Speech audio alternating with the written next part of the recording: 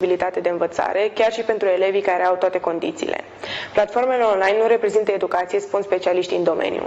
În urmă cu o săptămână a început școala, numai că aceasta rămâne în mediul online. Ce cred părinții și profesorii despre școala online a explicat pentru Banat TV profesorul universitar Ileana Rotaru, expert în educație, dar și părinte. Ea și fiica ei sunt cazuri fericite pentru că au acces la calculatoare performante și la internet, dar din păcate, lipsa accesului la internet și calculatoare în rândul elevilor și al cadrelor didactice nepregătite sunt realități ale României anului 2020. Timpul s-a dilatat, iar viața profesională de viața familială nu mai sunt absolut deloc separate. Suntem împreună tot timpul, împărțim aceeași masă de lucru, pentru că suntem printre fericitele cazuri în care nu am stat în oraș și atunci ne-am adaptat situației ca atare. Învățăm împreună, învățăm pe rând. Desigur, este foarte greu să lucrezi cu copilul tău atunci când are orele de școală, pentru că trebuie să faci lecțiile și, desigur, nicio explicație nu este la fel de bună ca cea oferită de doamna, de frau. Nicio explicație și niciun joc la engleză, de exemplu, nu este la fel de interesant ca cel pe care îl făcea teacher.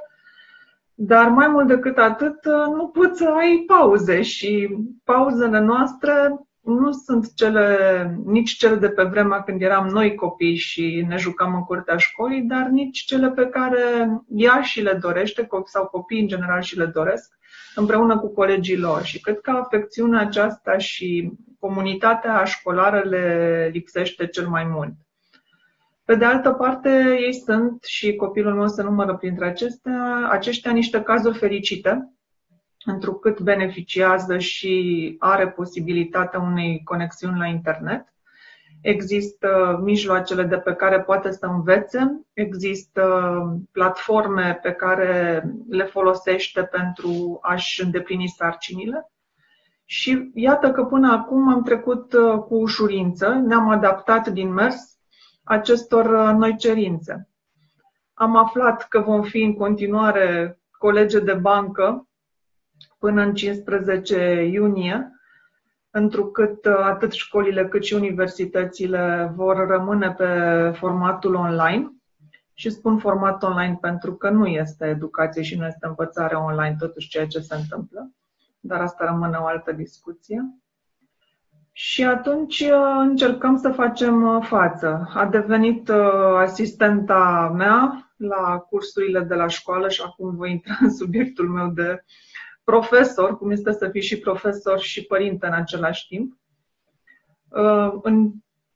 Cred că în câteva săptămâni, dacă ar mai fi durat și după 15 mai și cu siguranță în mediul universitar va mai dura pentru că urmează și sesiunea de examene, va ajunge să-mi cunoască studenții, participă la cursuri, este în clasă cu mine, în clasa virtuală cu mine.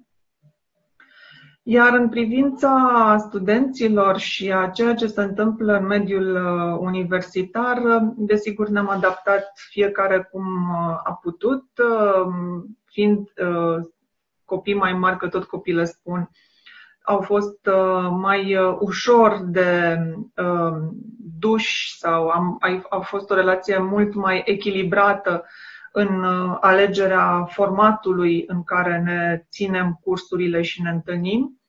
Încercăm pe cât de mult posibil să echilibrăm absența fizică și ne-am promis așa după sesiune sau înainte de sesiune, când vom avea puțin timp liber, să ne întâlnim, să bem și o cafea împreună sau un suc. Și îmi doresc foarte mult lucrul acesta.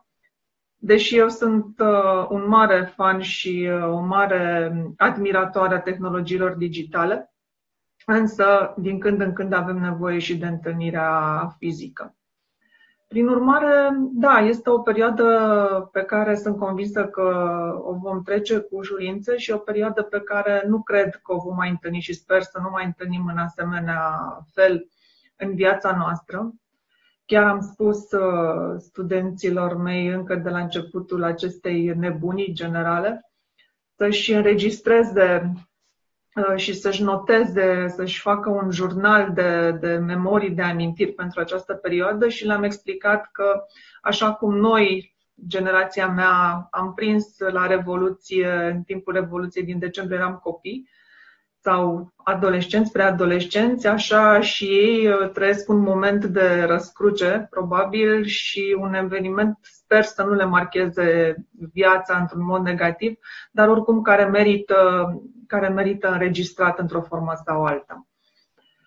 Sper că vom trece, desigur, cu toții cu bine, că vom fi sănătoși și ceea ce mai sper, și revin aici, este o altă discuție, ca și autoritățile să fie învățat din această pandemie și să își dea seama că în ceea ce privește educația, chiar dacă nu s-a spus că am fost în linia întâi, eu consider că fiecare părinte și fiecare familie a fost în linia întâi.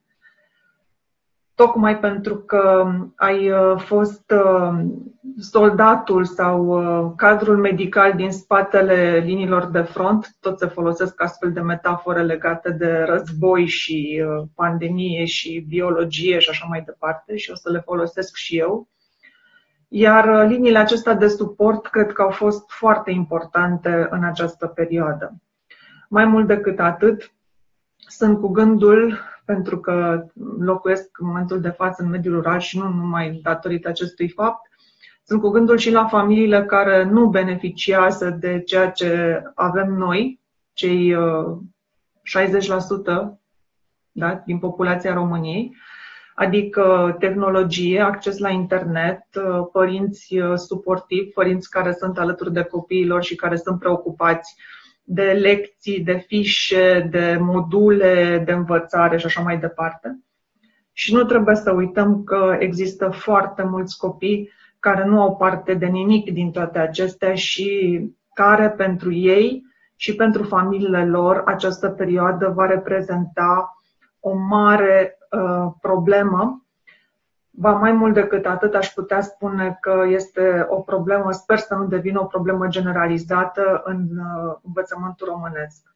6 luni de absență fizică din sala de clasă reprezintă o problemă și nu numai pentru cei mai bine cotați, dar și pentru ceilalți, pentru restul pe care nu trebuie să uităm. Să ne vedem cu bine și sper că lucrurile să meargă într-o direcție bună. Speranța moare ultimă, nu-i așa?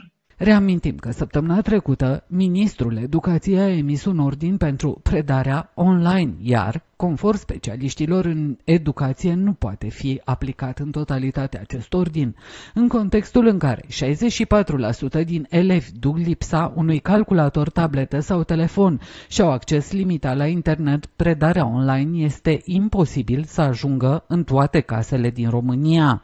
Așadar, ordinul emis miercurea trecută de Ministrul Educației pentru reglementarea învățământului online rămâne o proiecție pentru viitor. Mai trebuie adăugat că predarea online va produce discriminare, spun toți specialiștii în educație. Elevii nu pot fi obligați să participe la orele online, având în vedere că zeci de mii nu au acces la dispozitive sau la internet. Predarea online nu poate fi înlocuită niciodată cu interacțiunea reală, mai spun cadrele didactice. Să crezi că poți face educație